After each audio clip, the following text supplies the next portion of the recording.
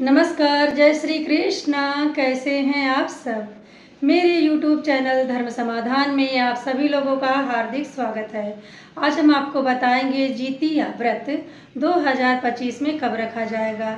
जिसके पास लड़कियां हैं, क्या वह महिलाएं जितिया का व्रत धारण कर सकती हैं? क्या पहली बार जितिया का व्रत धारण किया जा सकता है? बाल आपको कब धोने हैं? पीला सिंदूर इस दिन लगाएं या नहीं लगाएं? और भी महत्वपूर्ण जानकारियां आज आप इस वीडियो के माध्यम से ज़रूर जान लीजिएगा। सबसे पहले आप सभी मेरी माताओं को, मेरी बहनों को जितिया व्रत की बहुत बहुत हार्दिक बधाइयाँ एवं शुभकामनाएं। भगवान जी मुतवाहन की कृपा से आपके संतान को दीर्घ आयु की प्राप्ति हो। संतान आपकी सुखी रहे, स्वस्थ रहे, जहाँ कहीं भी रहे, मस्त रहे, व्यस्त रहे। जितिया का व्रत आश्विन मास के कृष्ण पक्ष की अष्टमी तिथि को रखा जाता है। यह व्रत माताएं अपने संतान के उत्तम स्वास्थ्य के लिए, दीर्घ आयु के लिए रखती हैं।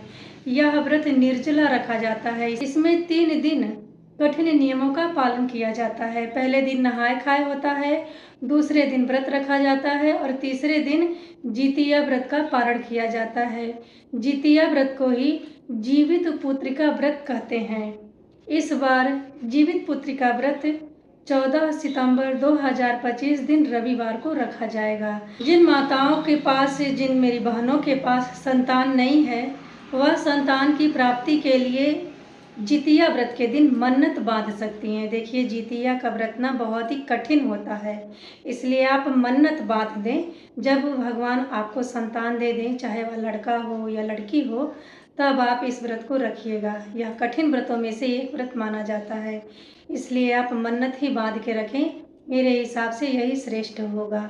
जिन माताओं के पास संतान के रूप में सिर्फ कन्याएं हैं, लड़कियां हैं, तो वह भी इस व्रत को धारण कर सकती हैं, क्योंकि पुस्तक में संतान शब्द लिखा गया है, लड़का या लड़की नहीं लिखा गया है। इसलिए अगर आपके पास लड़की है तो भी जितिया का व्रत धारण कर सकती हैं। वैसे भी आज का आधुनिक युग है, लड़का हो या लड़की, किसी में कोई भेद या अंतर नहीं किया जा रहा है। दोनों ही हमारे आँखों के तारे होते हैं। हमारी दोनों ही संतानें सूर्य और चंद्रमा की तरह होती हैं। तो आपकी बेटी है तो भी आप जितिया का व्रत निसंकोच रख सकती हैं। जितिया के व्रत में 3 दिन कठिन नियमों का पालन होता है। पहले दिन नहाय खाए। अब आप जान लें, पहले दिन जो नहाय खाए होता है, उस दिन हमें क्या क्या कार्य करने चाहिए। इस दिन का नियम यह है कि आपको बाल धोकर स्नान करने हैं। अब आप सोच रहे होंगे, शनिवार का दिन है, बाल कैसे धोएंगे। तो वार से बड़े त्योहार होते हैं। जब ऐसी स्थिति हो कि शनिवार है, बृहस्पतिवार है, बाल कैसे धोया जाएगा, तो आप अपने बाल में थोड़ा सा बेसन लगा के धो सकते हैं। वैसे भी जितिया के दिन जब बाल धोया जाता है तो बालों में खरी लगा के ही धुलते हैं। आप चाहें तो इस दिन किसी समीप के नदी, सरोवर, तालाब में, जो बहुत ही पवित्र होता है, वहाँ जाके स्नान कर सकती हैं। यदि ऐसा संभव ना हो तो आप घर के ही पानी में थोड़ा सा गंगा जल मिलाकर और बालों में खरी लगा के स्नान करें। स्नान करने के बाद में हम 3 जगह पत्तों पे, जो झिगुनी का पत्ता होता है ना, उसी पर चूड़ा दही 3 जगह निकाला जाता है। जिनकी सास है ना, वह 3 ही जगह निकालेंगी। एक चील्हों के लिए, एक सियारों के लिए, एक जीमुतवाहन भगवान के लिए। लेकिन जिनकी सास नहीं है, वह अपनी सास के लिए, कहने का मतलब है अपने पितरों के लिए भी निकालेंगी। जिनकी सास हैं वह 3 पत्ते पर चूड़ा दही रखेंगी, और जिनकी सास नहीं है वह 4 जगह पत्तों पे चूड़ा दही रखेंगी। पहला और दूसरा जो चील्हों और सियारों के लिए रखा जाता है, उसे हम फेंक देते हैं। कहने का मतलब है इधर उधर कहीं रख देते हैं। और जो दूसरा होता है, प्रसाद के रूप में बच्चों को बांट देते हैं। और जो चौथा पत्ता है, पितरों के निमित्त या सास के लिए निकाला है, उसे आप अपने घर की बहन बेटी को दे दीजिएगा, जो शादीशुदा होंगी। शादीशुदा महिलाओं को ही दान दिया जाता है, या आप चाहें तो ब्राह्मण को भी दान दे सकते हैं। नहाय खाए के दिन चूड़ा दही चढ़ाने का ही नियम है।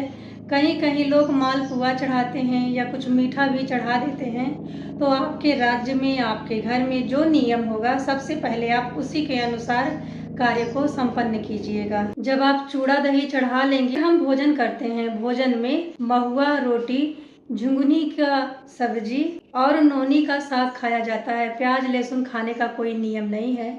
आप चाहें तो प्याज लहसुन खा सकते हैं, चाहे तो नहीं खा सकते हैं। कहीं कहीं नहाय खाए के दिन मड़वा का भात और मछली खाने का भी नियम है, तो इसीलिए आप चाहें तो प्याज लहसुन खा सकते हैं। फिर अगले दिन हम जितिया व्रत धारण करते हैं।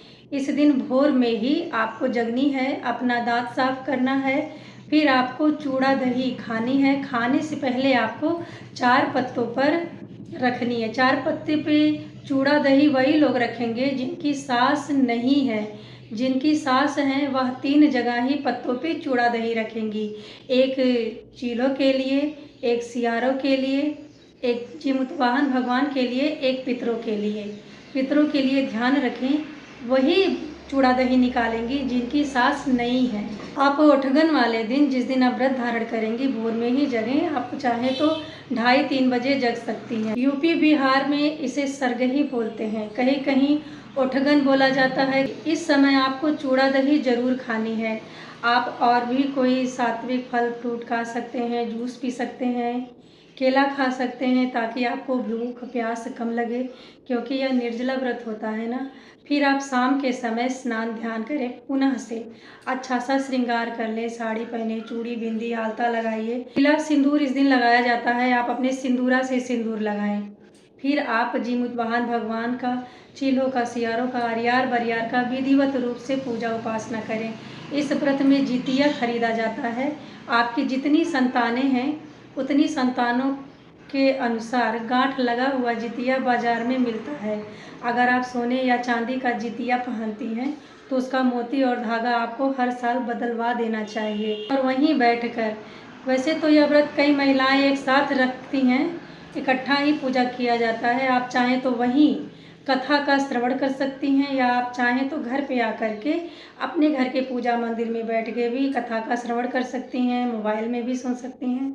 जिस प्रकार से आप चाहें उस प्रकार से कथा का श्रवण जरूर करें, ताकि आपको जितिया व्रत रखने का संपूर्ण पुण्य फल प्राप्त हो सके। पारण वाले दिन आप पुनः से स्नान ध्यान करें। इस दिन आप सिंदूर लगाइएगा, लेकिन कंघी नहीं कीजिएगा। नया साड़ी पहन लीजिएगा। कोरा साड़ी पहनने का, एकदम नया नया साड़ी पहनने का इस व्रत में कोई नियम नहीं है। आपके पास जो भी नई साड़ी है जिसे आपने 2-1 बार यूज किया हो, उसे पहन सकते हैं। वैसे भी यह व्रत पितृपक्ष में आता है। पितृपक्ष में वैसे भी नए वस्त्र नहीं पहनने चाहिए। आप एक दिन पहले ही केराव या चना भिगा के रख दीजिएगा, क्योंकि इसी को ही मुख में डाल करके व्रत का पारण किया जाता है। आप 4 जगह फिर से भोजन निकालेंगी। पहला चील्हों के लिए, दूसरा सियारों के लिए, तीसरा जीतवाहन भगवान के लिए और चौथा रहेगा आपके पितर के लिए, आपके पूर्वजों के लिए। लेकिन जिनकी सास हैं वह 3 ही जगह पारण वाले दिन भी चूड़ा दही निकालेंगी। पहला और दूसरा जो चीलों के लिए है, सियारों के लिए है, उसे आप फेंक दीजिएगा। जितवाहन भगवान का आप बच्चों में, पति में प्रसाद के रूप में वितरित कर दीजिएगा। और जो चौथा है, जो आपने पितरों के लिए निकाला है, इसे आप ब्राह्मण के लिए रख दीजिएगा। कई जगह महिलाएं जितिया व्रत पारण करने से पहले ही ब्राह्मणों को भोजन करवाती हैं। यदि आप ब्राह्मणों को पहले भोजन करा के व्रत का पारण करती हैं तो इस तरह से नियम का पालन करें। और यदि ब्राह्मण नहीं आ रहे हैं समय पे, शुभ मुहूर्त आपको ऐसा लग रहा है बीत जाएगा, आलू चावल नमक आटा एक सीधा छू दीजिएगा और उसको रख दीजिएगा। फिर अपने व्रत का आप पारण शुभ मुहूर्त में कीजिएगा। सबसे पहले पारण के समय आपको अपने मुख में केराव या चना जो आपने भिगा के रखा है उसे ही डालनी चाहिए। फिर आप कोई गरम गरम दूध या चाय का सेवन कर सकती हैं। कभी भी ठंडी वस्तुओं को खा के व्रत का पारण ना करें। आप निर्जला व्रत रखती हैं तो आपको गरम गरम चीज़ें खा के ही व्रत का पारण करना चाहिए, वरना आपका गला खराब हो सकता है। 13 सितंबर दिन शनिवार को नहाय खाए का नियम किया जाएगा। 14 सितंबर रविवार 2025 को व्रत धारण किया जाएगा। 15 सितंबर 2025 दिन सोमवार को जितिया के व्रत का पारण किया जाएगा। उम्मीद करती हूँ इस वीडियो में दी गई जानकारी से मेरी बहनें जरूर लाभान्वित होंगी। यदि फिर भी आपके मन में कोई सवाल है तो आप कमेंट करके पूछ सकती हैं। मिलते हैं अगले वीडियो में, तब तक के लिए नमस्ते।